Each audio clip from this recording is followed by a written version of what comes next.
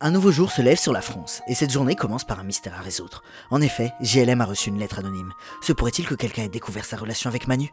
Rassemblant tout son courage, il décide d'aller confronter son corbeau. Là, Gabi, qui a mis une fausse moustache et une paire de lunettes de soleil, mais qui ne s'est même pas donné la peine de se changer, lui donne une photo de sa grand-mère avant de partir en légende.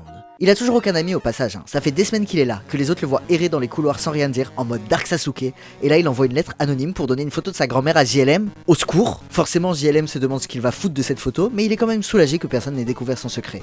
Et il a pas reconnu Gabi. Heureusement pour lui, parce que sinon je pense que Gabi se faisait virer de l'île. Et ça aurait été tout à fait mérité, le mec est vraiment dans l'abus. En tout cas, ce n'est pas Valoche qui aurait pu s'amuser à donner des photos de sa grand-mère comme ça, vu qu'elle est malade. Mais ce n'est pas parce qu'on est malade qu'on ne peut pas slay, comme elle le démontre. Ni Jeannot d'ailleurs, qui en avait un peu marre d'attirer l'attention avec sa tenue de travail et qui a donc opté pour quelque chose de plus sobre, et dans lequel il se sent plus à l'aise. Peut-être devrait-il quand même éviter de se promener comme ça dans le parc de la ville. La France compte aussi désormais deux nouvelles têtes, Fab, amateur de barbecue, et Annie Dingo, qui semble fuir un sombre gang de taxi. Cette dernière reprend vite ses anciennes habitudes, puisqu'elle se jette à l'eau dès son emménagement.